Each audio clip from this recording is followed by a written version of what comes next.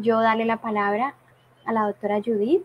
para que por favor nos cuentes un poco de lo que nos has traído el día de hoy. Y de antemano, muchísimas gracias por la invitación. También para Jennifer, muchísimas gracias a las dos por la invitación, por haber aceptado esta invitación. Doctora Judith, por favor. Bueno, muchas gracias a ustedes también por este espacio. Hoy quise hablarles un poquito sobre la valoración de la prueba y cómo la perspectiva de género pues incide en esa valoración de la prueba.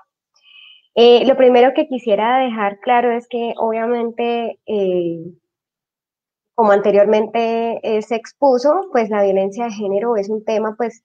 no solamente que compete al derecho interno, sino al derecho internacional y que pues hay unos estándares internacionales y unos tratados que obligan al Estado colombiano a adoptar ciertas medidas en este tipo de casos. Esto lo que quiere significar es que no solamente vamos a ver la perspectiva de género en la valoración probatoria, sino durante el transcurso de todo el proceso, es decir, es un eje transversal que tiene que iniciar desde una investigación, la debida diligencia y pasar por varias etapas, pero en este caso pues yo solamente quiero abordar el tema de la valoración probatoria. Les voy a compartir un poco la pantalla.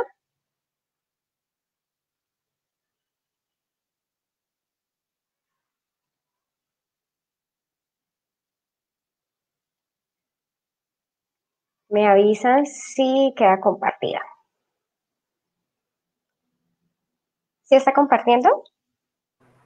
Sí, doctora, sí está compartiendo. Bueno, bueno, perfecto. Entonces para iniciar tenemos que primero establecer qué significa valorar la prueba. Y en este aspecto, pues vamos a dedicarnos o vamos a hacer énfasis en el ejercicio que hace el juez. Y el ejercicio que hace el juez básicamente es darle el peso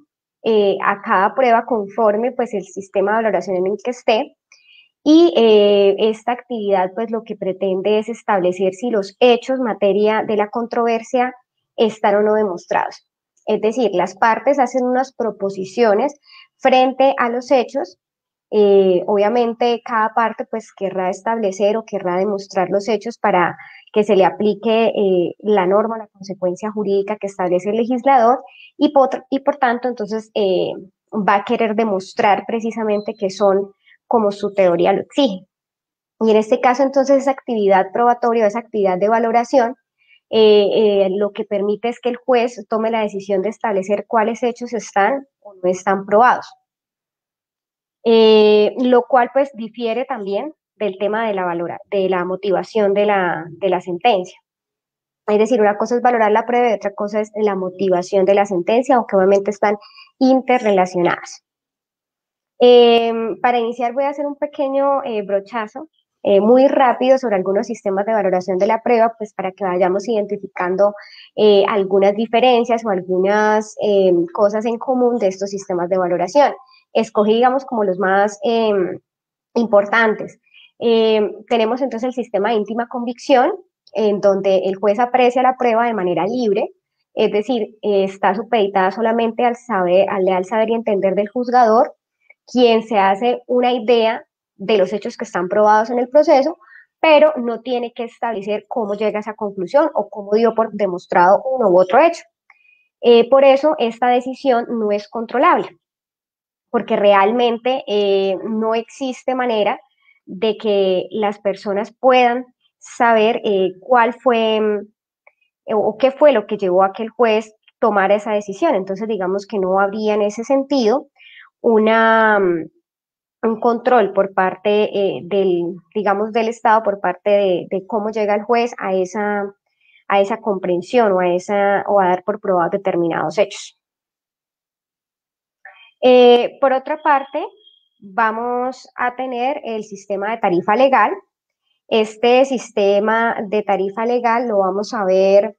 dentro o enmarcado dentro del principio de legalidad. Entonces se trata precisamente de establecer un límite, es decir, está como contrario a esa íntima convicción, ¿cierto? Porque ya va a ser el legislador quien a priori le va a dar peso o le va a dar una determinada valor a las pruebas. es decir, le quita esa discrecionalidad al juez, le quita ese poder de valorar las pruebas, y el juez lo único que tiene que hacer es tomar la norma y tomar las pruebas que tiene y a darles el valor que el legislador ha dispuesto en la norma, y por tanto pues no efectúa ningún razonamiento, sino que es una aplicación mecánica o de este tipo de valoración de la prueba. En este caso, por ejemplo, tenemos la prueba del Estado civil, por ejemplo. Hay en algunas normativas, pues la prueba del Estado civil requiere pues de la prueba del registro civil y digamos no se podría reemplazar con testimonios. Podemos también revisar el artículo 225 del Código Nacional del Proceso, que limita también la eficacia del testimonio, por ejemplo, para probar, digamos, los pagos, el cumplimiento de eh, algún tipo de solemnidad que exigen algunos contratos. Entonces, digamos que la prueba de esos contratos cuando exigen una solemnidad, pues no se puede reemplazar con la prueba meramente testimonial. Entonces, digamos que esos serían algunos ejemplos de tarifa legal. Y también lo encontramos de manera en el Código Judicial anterior de 1931, el artículo 697 también nos establecía o le establecía al juez que si encontraba dos testigos sobre los cuales estuviesen de acuerdo en las circunstancias de tiempo, modo y lugar en que sucedió un hecho, pues se debía dar por probado el hecho. Es decir, el juzgador ya no tenía que hacer una valoración racional de ese testimonio, sino que simplemente con que coincidieran esos dos testigos en esas circunstancias, el hecho se tenía que dar por probado. Vamos a otro tipo de valoración, que es la libre apreciación o sana crítica, que se parece un poco a la íntima convicción en el sentido de que el juez valora libremente la prueba. Es decir, estamos dentro de la convicción del juez, pero la discrecionalidad en este caso sí está reglada y está guiada por las reglas de la lógica, las reglas de la experiencia y las reglas técnico-científicas. Quiere decir esto entonces que esa sana crítica lo que nos permite a nosotros es descubrir o es controlar la decisión del juez, porque el juez va a tener que exponer los motivos por los cuales da por probado un hecho. Y en ese sentido, entonces puede haber un control judicial, pues, un control de esa decisión. Frente a la valoración racional de la prueba, entonces, ¿qué tenemos? Que existe una relación verdad-prueba. En este caso, pues, Michel Tarufo nos hablaba de una verdad como correspondencia, o una correspondencia entre esos enunciados y la realidad. Y pues obviamente tenemos que advertir que hay unas limitaciones dentro del proceso, es decir, que el proceso judicial no nos puede llevar a conocer con certeza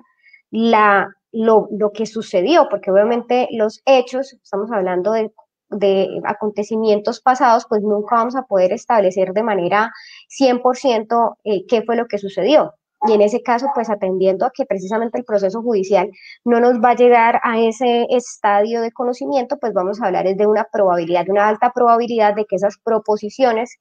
que realizan las partes frente a los hechos, pues tengan o contengan unos criterios, pueden ser matemáticos o lógicos que nos den ese hecho como probado. Ahí tenemos uno de los grandes expositores frente a esta teoría, la valoración racional de la prueba, está el doctor Jordi Ferrer Beltrán, quien nos habla de que la finalidad de la prueba es permitir alcanzar ese conocimiento acerca de la verdad.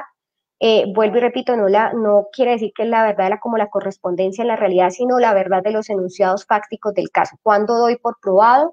que el enunciado P es verdadero. En estos casos, pues obviamente existen unos criterios que se van a establecer para evaluar la corrección en la valoración de la prueba. Quiere decir que en este aspecto la decisión es una decisión que se puede controlar porque van a existir unos criterios que no apelan solamente a la subjetividad del juez, sino son criterios intersubjetivos. Son controlables por digamos, mediante los recursos y por eso tenemos, por ejemplo, en el ámbito de la casación, tenemos los errores de hecho, los errores en las apreciaciones de las pruebas. ¿Por qué? Porque obviamente como los jueces tienen esa deber de motivar las decisiones, pues vamos a tener una manera de realizar como una corrección o un control sobre estas afirmaciones o sobre los hechos que el juez da por probado. Esa aplicación de los criterios racionales pues puede variar según el proceso en el que nos encontremos. Y, por ejemplo, para el caso de materia penal, eh, la fórmula más allá de toda duda razonable pues nos va a dar como una especie, aunque esto es muy discutible por muchos autores, una especie como de estándar de racionalidad que limita esa subjetividad del juez. Y en ese sentido, pues hay quienes indican que la valoración racional de la prueba es diversa a la sana crítica porque tiene un desarrollo más amplio, y hay otros que indican que no, que al contrario, pues la sana crítica es una versión mejorada perdón, que la valoración racional de la prueba es como una versión un tanto mejorada de la sana crítica, porque tiene pues digamos mayor riqueza descriptiva o de contenido. Vamos a ver entonces que dentro de esta valoración racional de la prueba vamos a tener un concepto que quisiera dejarles claro desde ya porque va a tener una amplia relación en el tema de la valoración con perspectiva de género, y es las reglas de la experiencia. Muchas veces cuando nos escuchamos hablar de las reglas de la experiencia, pues no existe como un criterio, digamos, definido de qué son,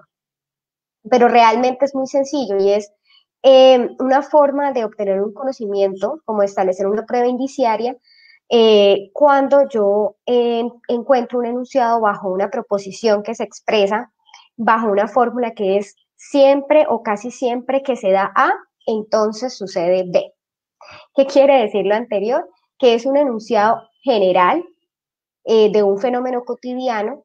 que obviamente está relacionado con las costumbres sociales digamos, de donde se está desarrollando, se está ejerciendo la valoración, como una especie de experiencias, de vivencias comunes, y obviamente esas prácticas, esas costumbres y esos usos deben ser reiterados y son admitidos por la mayoría de gente como de ocurrencia similar en todos los casos. Entonces, ¿qué pasa? Que obviamente vamos a tener que esas reglas de la experiencia pues van a estar permeadas también por situaciones que nos pueden llegar a establecer ciertos prejuicios frente a determinados grupos poblacionales, y en este caso pues en lo que voy a abordar más adelante será en relación con las mujeres. Eh, para eso entonces voy a dejar un primer paso que es la diferencia entre el sexo y el género. Mm, el sexo hace referencia obviamente a la biología que nos diferencia entre el hombre y la mujer. Esas características físicas que nos van a decir o que nos denominan como hombres o como machos o hembras de la especie humana. Mientras que el género es ese significado social que le damos a esas diferencias biológicas. Es decir, el género, el sexo, digamos, las diferencias biológicas a nivel mundial van a ser las mismas. Siempre, digamos, eso es un estándar científico de qué se entiende por ser un macho, qué se entiende por ser una hembra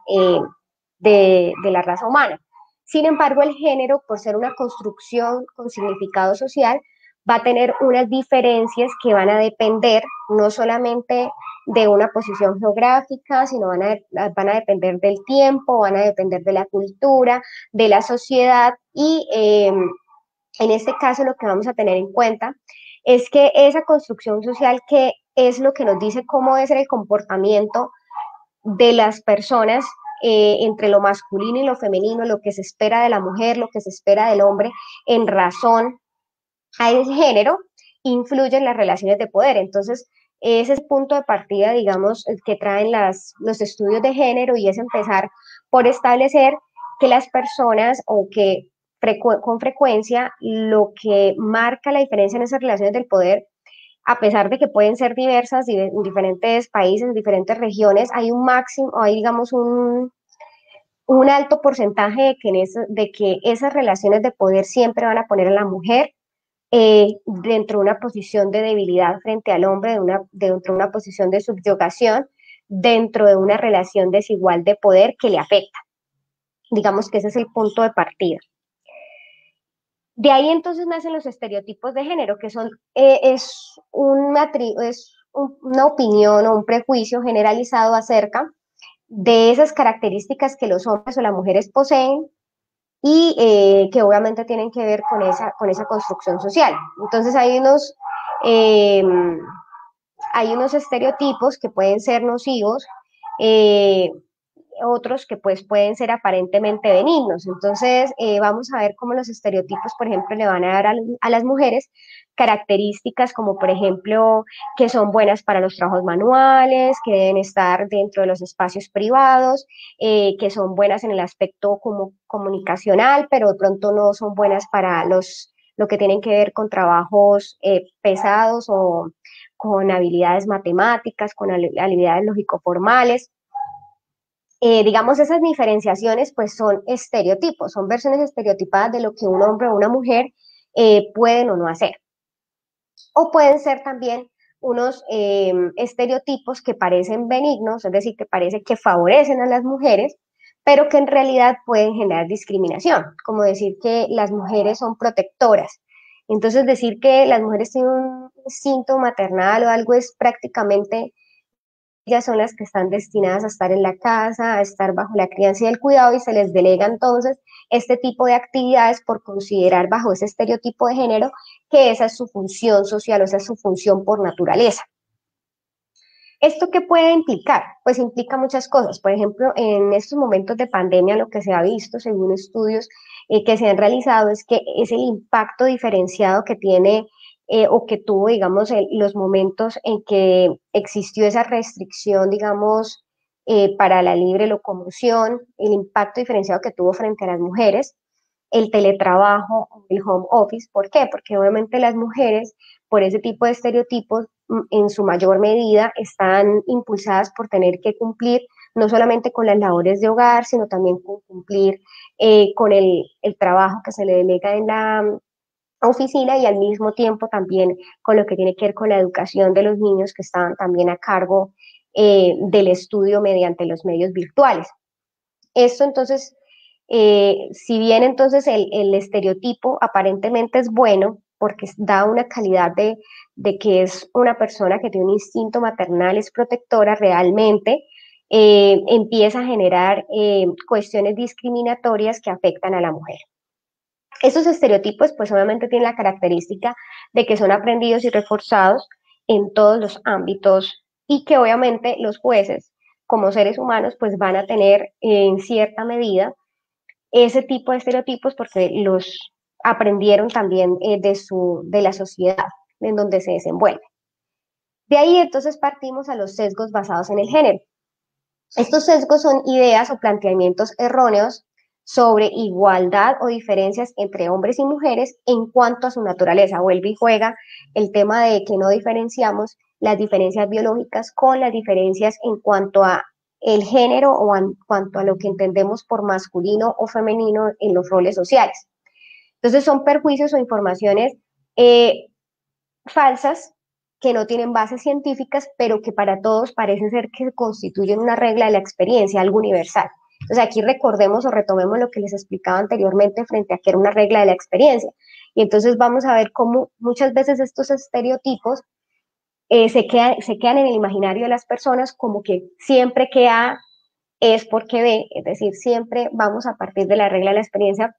como si fuera una regla de la experiencia, algo que realmente es un prejuicio o es un sesgo de género. Entonces, la perspectiva de género entre la evaluación racional de la prueba nos va a permitir o le va a permitir al juez identificar y visibilizar esos estereotipos que pueden interferir en la valoración de la prueba bajo ese ropaje de ser máximas de la experiencia. Y para eso hay un video muy curioso que habla el maestro Jordi Ferrer, lo pueden encontrar en YouTube, y que se llama La paradoja de la valoración racional de la prueba con perspectiva de género, donde él nos explica más o menos eso, cómo se debe entender que la perspectiva de género nos va a ayudar es a desmontar esas máximas de la experiencia que en realidad son sesgos machistas. Entonces, esto no quiere decir que se trate de valorar la prueba en favor de las mujeres, no quiere decir que se trate de subsanar la insuficiencia de los medios probatorios y de decir que independientemente de la prueba que haya hay que condenar porque estamos frente a un caso de género, ni tampoco se trata de establecer un desequilibrio procesal,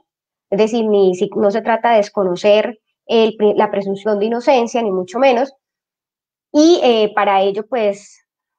también hay un buen artículo eh, de una revista de la Escuela de Razonamiento Probatorio de Girona,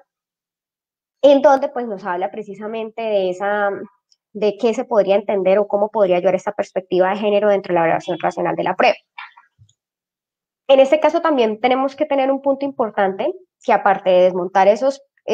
prejuicios, pues también tenemos que tener una especial valoración en el testimonio de la víctima de violencia de género,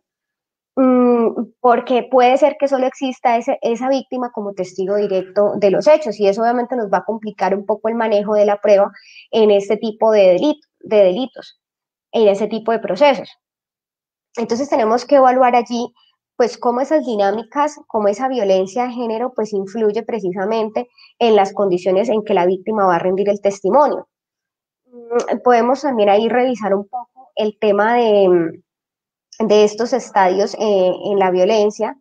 o estas denominadas fases, en donde pues hay en algunos momentos donde las mujeres vuelven con su agresor, hay digamos un espacio de reconciliación, hay una promesa de cambio, o existen también condiciones externas como la dependencia económica, el hecho de que no se tengan las condiciones suficientes para poder ella apartarse de ese núcleo que le genera violencia, ya sea por los hijos en común. Entonces es empezar a valorar el testimonio con perspectiva de género y es establecer o que el juez tenga claro cuáles son esas dinámicas propias de la violencia que pueden intervenir en el testimonio de la víctima. Y algunas pautas que se han dado en estos casos son, por ejemplo, revisar la ausencia de credibilidad subjetiva de la víctima, es decir, valorar si la víctima tiene algún tipo de rencor o de animalversión en contra de la persona como para creer que el testimonio está elaborado para inculpar al acusado,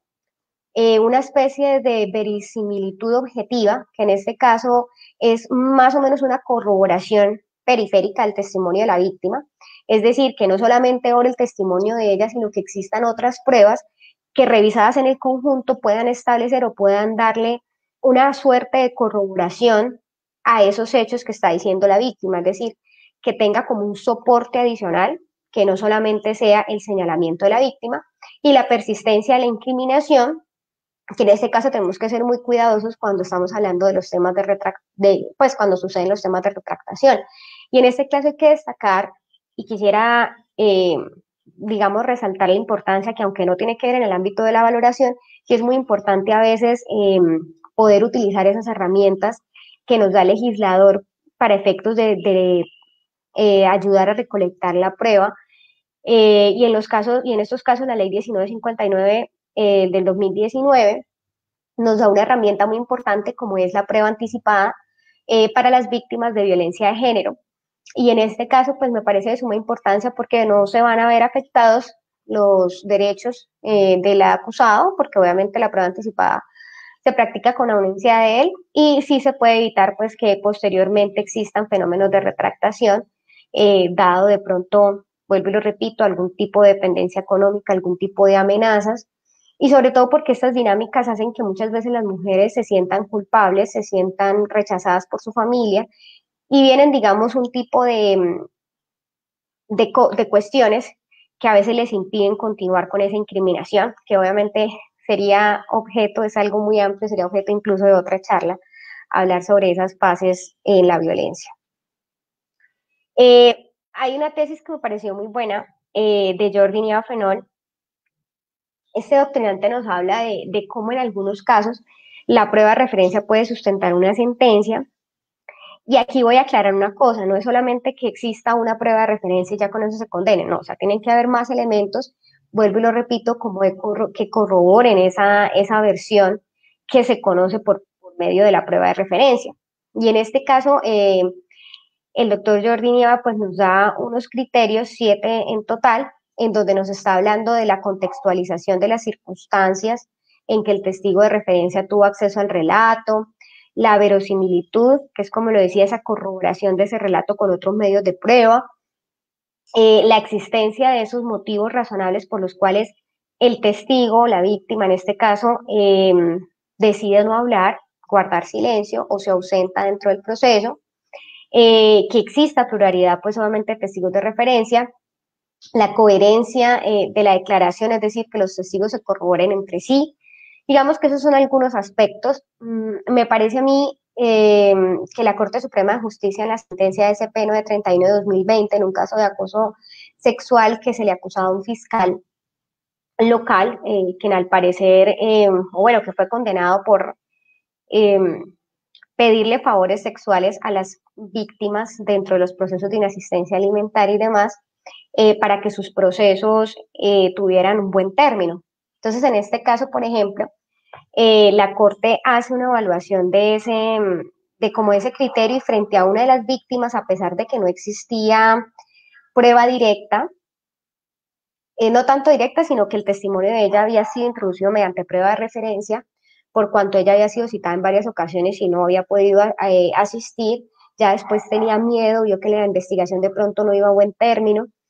y todo, digamos que fue un conjunto de cosas que hicieron que ella no atestiguara, pero aún así la Corte lo condena por ese episodio frente a esa víctima, teniendo en cuenta que habían otras víctimas que de manera directa lo habían señalado, teniendo en cuenta la prueba de referencia incorporada a través de los testimonios de distintas personas que han escuchado la versión de la víctima y que no solamente daban cuenta del señalamiento directo, sino también daban cuenta digamos, la afección que tenía la víctima en el momento en el que la encontraban, ¿sí? Digamos, todos esos criterios de cómo la veían, angustiada y todo eso, digamos que fueron una de las cosas que valoró la Corte para llegar a esa condena. Les traigo aquí algunos ejemplos de algunas decisiones judiciales. Me gusta mucho el tema de que podamos ver a través de ejemplos cómo funcionaría o cómo sería el correcto entender de esta perspectiva de género en las decisiones judiciales. Esta sentencia, la T-126 de 2018 de la Corte Constitucional, a pesar que es una sentencia donde por el tema de subsidiariedad la Corte no entra como tal a derruir la sentencia de primera y segunda instancia, sí nos recuerda algunas bases sobre la valoración probatoria en casos de violencia sexual. La Corte pues hace un énfasis no solamente en este aspecto, sino también en aspectos anteriores, como la debida diligencia en la investigación, el manejo de las hipótesis delictuales, pero yo solamente escogí lo que tiene que ver con el tema de apreciación o valoración de la prueba. Y en este caso, la Corte, por ejemplo, da unas reglas como no valorar el pasado sexual de la víctima o su comportamiento posterior a los hechos de investigación, es decir, no empezar a cuestionar a la víctima por aspectos de su personalidad o aspectos relativos a su intimidad. Eh, Considerar de manera restrictiva los elementos probatorios sobre el consentimiento de la víctima y en esto quiero dejar que uno de los principales problemas muchas veces es evaluar, por ejemplo, la falta de resistencia en la agresión sexual cuando son delitos sexuales de carácter violento. Decir que porque la víctima no se opuso o no gritó, quiere decir que consintió la relación sexual, cuando muchas veces esa violencia psicológica o esa violencia física ejercida por la víctima de tal entidad que hace que ella prácticamente quede como en un estado de shock que evita cualquier tipo de reacción o que le impide repeler el ataque. Entonces, no por el hecho de que no exista lo que se espera de una víctima de una violación sexual, quiere decir entonces que está consintiendo la relación. Entonces, también quitar esos estereotipos frente a los cuales se le exige a la víctima un comportamiento para entender que ha sido violentada. No desestimar los testimonios de las víctimas solo por presentar contradicciones, ya que se debe entender que precisamente se está bajo unos eventos traumáticos y que obviamente hay un proceso que muchas veces impide esa recordación eficaz de los hechos en circunstancias de tiempo, modo y lugar. Eh, por ejemplo, en los casos de que si no existe evidencia científica de la penetración, entonces se desestima el cargo de la violencia sexual, porque pues dice la Corte, mire, pueden haber muchas circunstancias como las penetraciones hasta el introito vaginal, un himen dilatable que no va a dejar desgarros al paso del miembro viril y o que impide también la obtención de muestras de fluidos. Entonces, digamos que no puede entonces establecerse que una regla de la experiencia es que si no hay prueba física de la penetración o no hay fluidos, entonces no ha habido violencia sexual, que se debe apreciar el conjunto de la evidencia teniendo en cuenta el contexto en el que se presenta la violencia. Recordemos que, digamos, en estos contextos a lo que de pronto va un poco la Corte es, y en el caso concreto que manejaba la Corte en este caso era en el contexto del conflicto armado, de cómo se instrumentaliza el cuerpo de la mujer en estos casos. Entonces es como que el juez debe valorar, digamos, todos esos criterios y cómo se desenvuelve ese tipo de violencia para aplicarla o para apreciar los testimonios en el caso concreto. Y obviamente tener en cuenta que hay que tener una especial atención al testimonio de la víctima en estos casos de violencia sexual, porque obviamente eh, se debe valorar muy bien la prueba indiciaria, la prueba de corroboración, porque obviamente estos contextos se dan en espacios cerrados. Entonces no es lo mismo obtener la suficiencia de testigos en un accidente de tránsito, en unas lesiones personales, a este tipo de delitos donde obviamente la prueba directa va a ser de difícil, eh, digamos, es difícil de recolectar y muchas veces solamente va a ser el testimonio de la directa afectada el que tendremos para efectos, digamos, de soportar la hipótesis delictual. En estos delitos contra la libertad sexual, también la Corte Suprema en la Sala Penal en el radicado 23508 nos habla un poco también de ese tipo de estereotipo basado en cuál debe ser la actitud de una víctima al momento de ser violentada. Y nos habla precisamente de que la ausencia de gritos o de resistencia de la víctima no puede ser tenida en cuenta como si fuera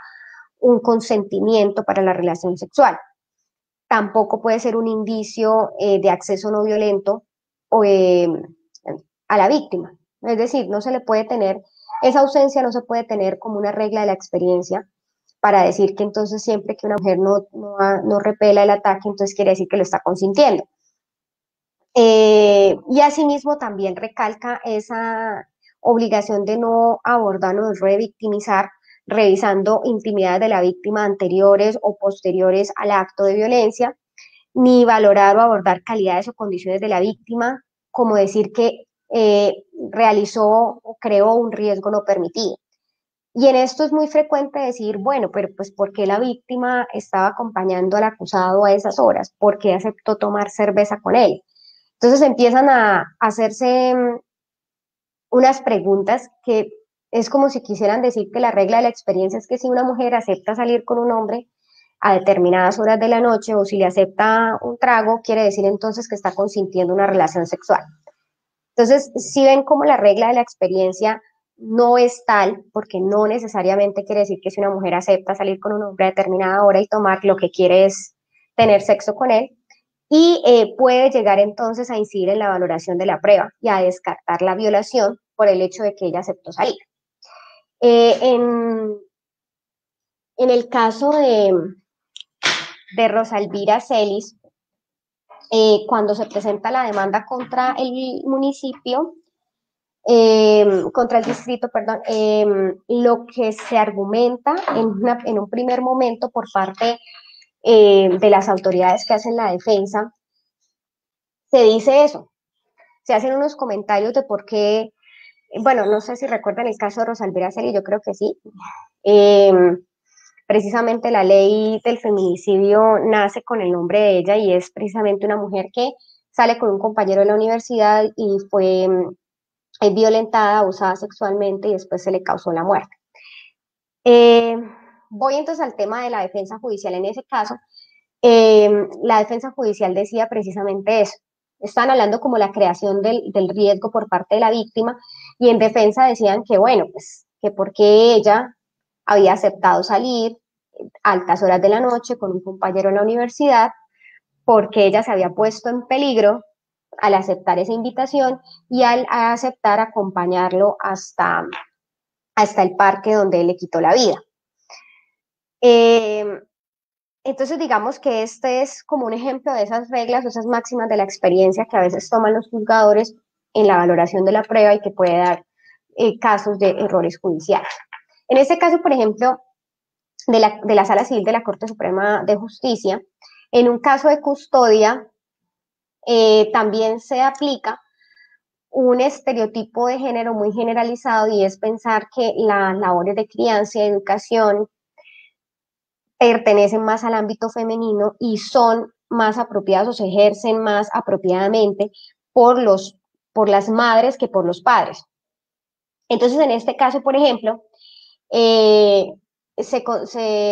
concede la custodia a la mamá,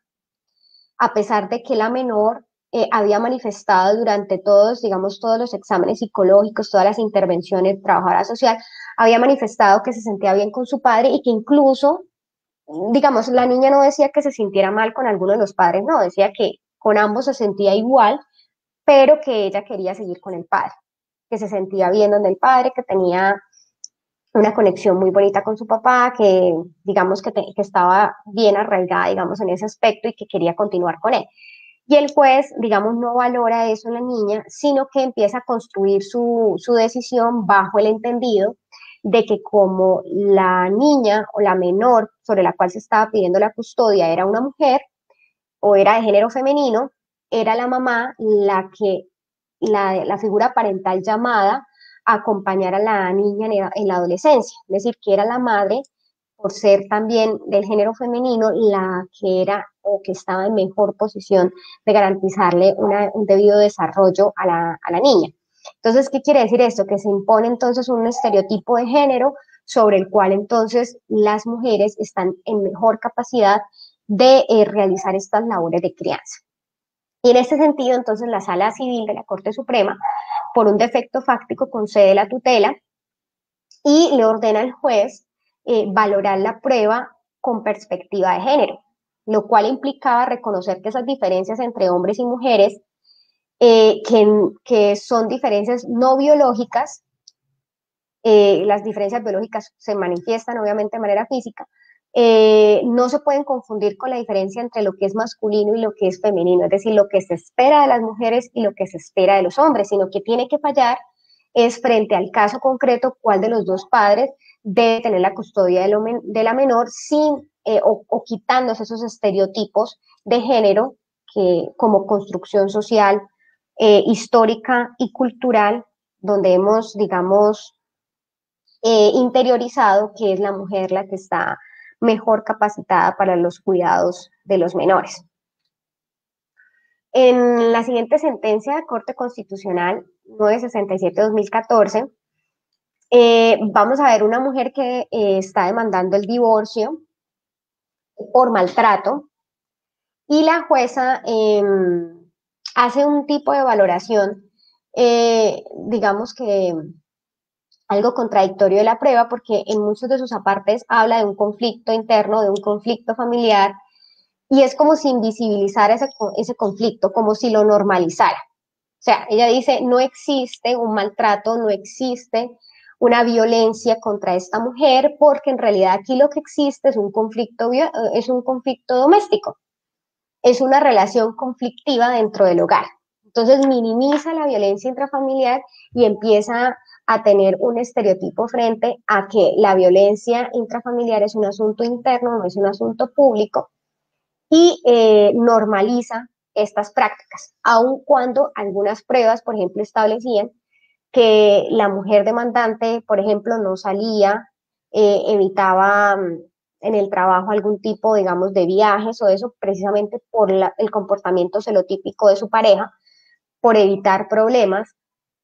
Y también desestimaba incluso una prueba que ella había llamado al señor y la había puesto en altavoz para que la hermana escuchara todos los maltratos de los cuales era víctima. Y la juez desestima la prueba diciendo que no la podía preconstruir la parte. Entonces, digamos que ahí en esa sentencia también vemos cómo la Corte Constitucional recuerda aspectos frente a la violencia psicológica y doméstica que ocurre en el hogar, cómo hay dificultad probatoria para precisamente traer, eh, digamos, testimonios que avalen lo dicho por la víctima y que por eso entonces no se puede tener un parámetro convencional para valorar esta prueba, sino que obviamente tenemos que abrirnos precisamente a la prueba de corroboración, a la prueba indiciaria y sobre todo pues hacer una valoración más pormenorizada del testimonio de la víctima, precisamente porque todos estos actos violentos ocurren en la intimidad familiar y por eso no se puede descartar, por ejemplo, el hecho de que sea un familiar de la víctima el que atestigue o, digamos, darle de entrada una tacha de sospecha, cuando precisamente esas son las personas llamadas a conocer el conflicto que se da dentro del hogar. En esta sentencia SP 3274-2020, me gustó mucho porque la Corte hace un análisis muy pormenorizado de qué es la valoración de la prueba con perspectiva de género y nos habla precisamente de, esos, de esas premisas falsas de los cuales parten algunas personas, como establecer que la perspectiva de género se hace para violentar las garantías fundamentales del acusado o que viola la presunción de inocencia, y la Corte aquí empieza a dar unos matices y digamos unas reglas muy claras y empieza a decir, mire, la adopción de la perspectiva de género lo que nos ayuda es a eliminar esos sesgos cognitivos o esos prejuicios basados en el género que se nos presentan o como disfrazados de reglas de la experiencia, de lo que se espera de la mujer y, y entonces los jueces o los funcionarios estamos eh, conminados a eliminar esos estereotipos y esos prejuicios a la hora de tomar las decisiones, porque si nosotros hacemos eso, nos basamos en ese tipo de prejuicios, pues vamos a hacer o vamos a incurrir en un error por falso raciocinio cuando incorporamos falsas reglas de la experiencia que realmente no son reglas de la experiencia, sino son preconceptos traídos de una sociedad machista sobre el comportamiento que desde esa perspectiva patriarcal deben asumir las mujeres en determinados casos, como por ejemplo en las agresiones sexuales. Entonces, esa perspectiva le va a ayudar al juzgador a una adecuada contextualización de los hechos, advertir patrones de desigualdad que puedan resultar pues relevantes y no da lugar en ningún momento a la reducción de derechos ni garantías del procesado. Es decir, aquí no estamos violentando ni la presunción de inocencia, porque de todos modos el hecho se tiene que demostrar conforme a las reglas de la demostración del hecho más allá de toda duda razonable. Este caso salió en redes sociales y fue muy controversial la sentencia del panty rojo. Yo me la estuve leyendo por ahí y encontré, digamos, este pedacito en donde creo que es uno de los razonamientos donde se puede apreciar con más, digamos, más de cerca, que es realizar una regla de la experiencia o que es incorporar una regla de la experiencia, como regla de la experiencia, lo que es un prejuicio. Entonces, en este caso, el tribunal examina una violación a una mujer. Básicamente el tribunal examina lo que yo les decía anteriormente como esa autopuesta en peligro, por decirlo de alguna manera, porque empieza a hablar de que ella aceptó salir con él, que se tomó una cerveza con él, y empieza a hablar de cómo en algunos dictámenes periciales que se llegaron al proceso hablan de que la víctima era una persona tímida, una persona con una, digamos que lo esperado de una mujer. Y entonces les resulta a ellos extraño que si la persona era tímida, utilizara para el día de los hechos un panty rojo de encaje. Entonces, para ellos, una de las máximas de la experiencia es que este tipo de atuendo o de ropa interior femenina se usa en ocasiones especiales y para momentos de intimidad. Entonces, a partir de esta regla de la experiencia, de que las mujeres usan ese tipo de ropa interior cuando quieren tener relaciones sexuales o cuando están dispuestas al encuentro sexual, ellos dedujeron que la víctima estaba realmente preparada y estaba dispuesta a la relación sexual con el imputado y que por tanto ella decidió quedarse allí precisamente para ese encuentro sexual. Entonces de ahí descartaron la violación de la víctima por esa máxima o esa regla de la experiencia frente a la ropa interior que usaba eh, la víctima. Y en este caso, el último, el caso de Daphne McPherson, es un caso que ocurrió, no ocurrió acá. Ah, bueno, el caso anterior ocurrió en el Perú, ¿no? Este de Daphne estuvo en México. Es un caso también donde se pueden ver muchas de las reglas de la experiencia que se asumieron bajo, realmente no eran reglas de la experiencia, sino eran prejuicios machistas. Bueno, esta mujer tuvo un parto espontáneo en el baño, en el lugar de trabajo. Cuando ella da a luz, ella está, digamos, en la taza del baño y el bebé cae en el excusado, se ahoga. Ella entra en shock, ella no sabía que estaba embarazada, entonces entra en un shock. Las personas que la atienden primero no permiten que la atienda eh, el personal médico externo, sino que la empresa donde ella trabaja, que es como un supermarket, llama, digamos, a un servicio interno para que la atienda y por eso la atención médica fue tardía. Perdió el 30% de su sangre por un desgarro que tuvo y entonces estuvo a punto de sangrarse. Nadie auxilió al bebé que cayó en el excusado. Ella, obviamente, en el shock que estaba de haber perdido sangre, de haberse dado cuenta que había tenido un parto espontáneo, se desmaya, la llevan en una ambulancia. Cuando se despierta ya está custodiada por miembros de la policía, la detienen por el homicidio al menor. A ella obviamente la condenan, le imputan el homicidio agravado y dicen entonces que dentro de las cosas que se dijeron dentro del proceso es que se asumieron algunos sesgos como los siguientes, que toda mujer debe saber cuando está embarazada. Entonces la regla de la experiencia para ellos es que cuando una mujer está embarazada, sabe que está embarazada. No es posible que una mujer no lo sepa.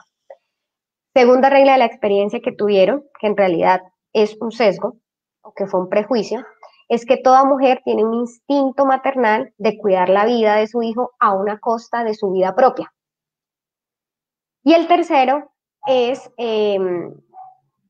o fue una de las alegaciones del fiscal, es cuando él compara ese instinto como un instinto animal. Entonces dice que compara a Dafne con una perra. Entonces dice que ni siquiera una perra, eh, digamos, hubiese permitido que eso le pasara a la bebé,